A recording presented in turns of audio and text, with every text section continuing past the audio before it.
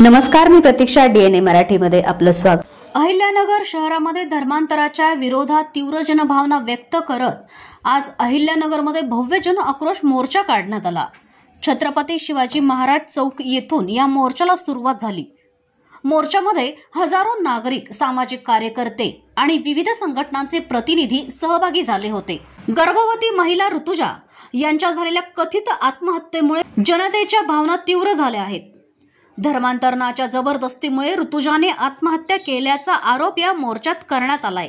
या घटनेमुळे शहरात तीव्र संताप व्यक्त होत असून नागरिकांमध्ये खळबळ उडाली आहे. या मोर्चात भाजपचे आमदार गोपीचंद पडळकर आणि राष्ट्रवादी काँग्रेसचे आमदार संग्राम जगताप यांनी हजेरी लावत आपला पाठिंबा दर्शविलाय.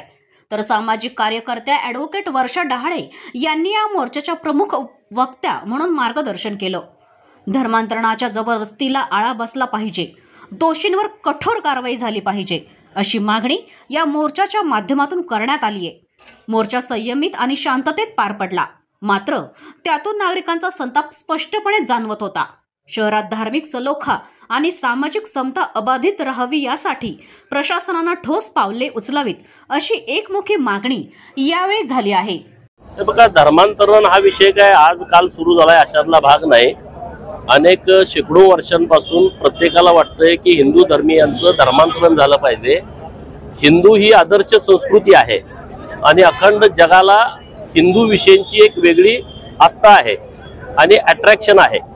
परंतु हे मुस्लिम आणि ख्रिश्चन हे सातत्यानं जबरदस्तीनं फसवणुकीच्या हेतूनं वेगवेगळी आमिष दाखवून कुठं दवाखान्यामध्ये मदत करतो, कुठं घराला जागा देतो, घराला पैसे देतो, कुठं धान्य देतो, शाळेला मदत करतो, एखाद्या घरामध्ये आजारी आम्ही तुमच्यासाठी प्रार्थना करतो आणि मग त्यांच्या अज्ञानाचा गैरफायदा घेऊन, त्यांच्या असहायतेचा गैरफायदा घेऊन धर्मांतरण करण्याचा प्रयत्न मोठ्या प्रमाणामध्ये केला जातोय. त्यांच्याकडे तुम्ही गोड बोलून जाताय आणि मग ताटाखालचं मांजर होऊन राहायचं आणि परत धर्मांतरणाचा विषय त्यांच्या समोर काढायचा, असा जो प्रकार गेल्या काही अनेक वर्षांपासून सुरू आहे. तर त्याबद्दल आता राज्यभर मागच्या 8-10 दिवसापूर्वी सांगली कुपवाडमध्ये एक घटना घडली दुर्दैवी. तिथं ऋतुजा नावाची जी मुलगी आहे, वेल एज्युकेटेड आहे, MPSCची परीक्षा पास झालेली मुलगी आहे, दिसायला अत्यंत सुंदर मुलगी, आणि तिचा विवाह जेव्हा झाला आणि विवाह करून जेव्हा सासरी गेली तेव्हा तिला कळालं की धर्मांतरित कुटुंब आहे आणि मग तिच्या पायाखालची वाळू सरकली. आता करायचं काय? पण ती म्हणली तुम्ही धर्मांतरण केलंय, तुम्ही तुमच्या पद्धतीनं चला, मी हिंदू धर्माला मानणारे आहे, माझ्यावरती आई वडिलांनी हिंदू धर्माचे संस्कार केलेले आहेत, मी बिरोबाला जाते, मी माखुबाईला जाते, मी गणपतीला जाते, मी ज्योतिबाला जाते, तर मी काय धर्म बदलणार नाही. मग त्यांनी इतकं 4 वर्ष तिचा छळ केला. शेवटी तिची गर्भधारणा झाल्याच्या नंतर गर्भसंस्कार करण्याची वेळ आली आणि हिंदू पद्धतीनं डोहाळे जेवणाचा कार्यक्रम होतो, परंतु तिच्या सासूनं, सासऱ्यानं आणि तिच्या नवऱ्यानं ते करायला मान्यता दिली नाही. त्याचं म्हणणं की आपण चर्चमध्ये जाऊनच हे पादरीच्याकडून हे धर्मसंस्कार करायचे. शेवटी तिनं धर्म बदलला नाही, स्वतःला तिनं संपून घेतलं.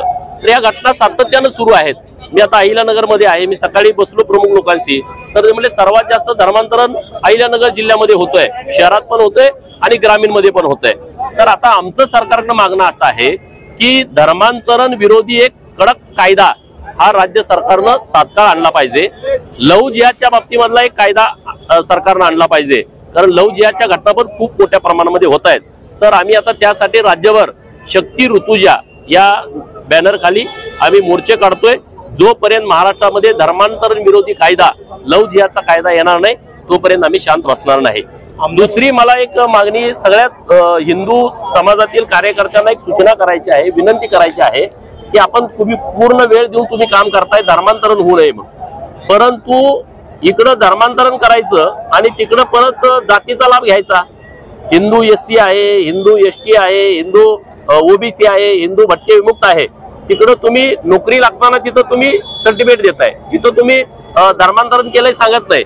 तर सुप्रीम कोर्टाचा आणि आंध्र प्रदेशच्या हायकोर्टाचे 2 एक ऑर्डर आहेत आणि त्यामध्ये असं म्हटलंय की जर एखाद्या हिंदूनं नोकरीच्या भरतीमध्ये किंवा शिक्षणामध्ये जातीचा दाखला घेऊन लाभ उचलला असेल, नोकरीला लागला असेल, क्लास 1, क्लास 2, क्लास 3, क्लास 4 मध्ये तुम्ही सर्व्हिसला लागला असेल आणि तुमच्या ज्या हिंदू संस्कृतीप्रमाणे तुम्ही चालत नसाल, तुमच्या देवाऱ्यात देव नाही, तुमचा जन्म झाल्याच्या नंतर तुम्ही वेगळ्या धर्माच्या पद्धतीने त्याचा उत्सव साजरा करता, लग्नाची पद्धत तुमची बदललेली आहे, तुमच्या मृत्यूनंतर तुम्ही अंत्यसंस्कार हे हिंदू धर्मीय पद्धतीने होत नाही, तुमच्यावरती ख्रिश्चन धर्मीय पद्धतीने किंवा मुस्लिम पद्धतीने तुम्हाला दफन केलं जातं, त्याचा पुरावा असेल, तुम्ही स्टेटसला ठेवताय, तुम्ही व्हॉट्सअपला ठेवताय, तुम्ही फेसबुकला पोस्ट टाकताय, घरामध्ये तुमच्या तशा पद्धतीचे फोटो आहेत, यातले पुरावे जोडले आणि हे सुप्रीम कोर्टाची ऑर्डर जोडली तर त्याला नोकरीतून बडतर्फ करायचा विषय आहे।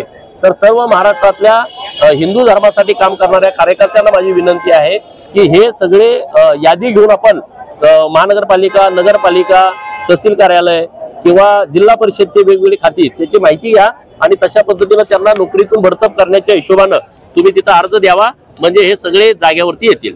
प्रतिनिधी मुंतजीर शेख, DNA मराठी, अहिल्यानगर।